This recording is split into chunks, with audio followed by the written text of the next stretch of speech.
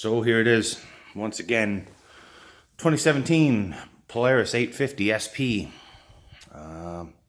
Since the last time you guys saw it on here, it's had a few more modifications. Again, nothing over the top, just simple things. I really like the stock look of things, but I like playing with them enough that they aren't stock anymore. So the one of the big things I did was the center mounted taillight to make it look like the 1000. I don't know, it just kind of looks cool. The big change is that sticker right there.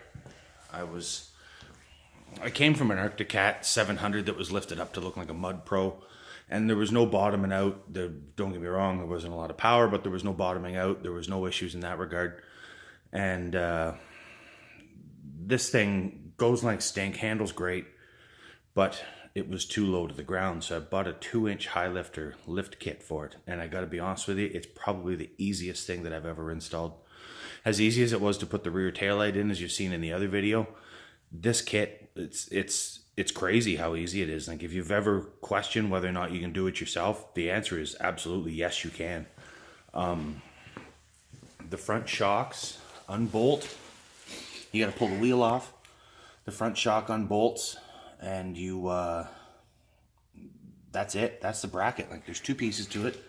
The only thing I got to do, and I didn't realize it till after I was done, this bolt here has to come out. There's not quite enough thread poking through the other side. It did come with replacement bolts. I didn't realize it until after I was done. So tonight, that'll be one of my jobs. So that's that side. The rear is much the same sort of deal. The sway bar, I don't know what you call them, this piece gets replaced. It goes from a tiny little aluminum one that came factory to this much larger steel unit, which is, geez, it's got to be 10 times stronger. And then the shock mount at the top changes, so it doesn't really push the shock down much. I think most of the lift comes from the sway bar. Sorry, out of focus. It just changes the placement of the shock and keeps its travel much the same. So there's nothing really, you can look, there's the axles. They're not pushed down too hard. It's only a 2-inch lift. It doesn't seem to be too much more stress on the axles. Obviously there's some, but not I don't think anything that's going to cause anything to go, oh, sorry, went out of focus again.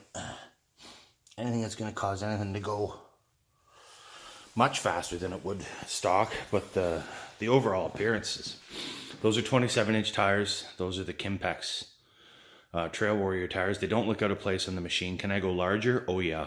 Will I? We'll see.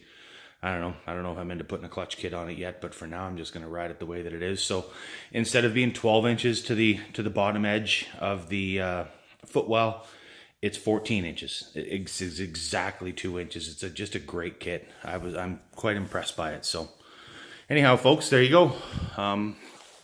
Sorry, out of focus again. There you go.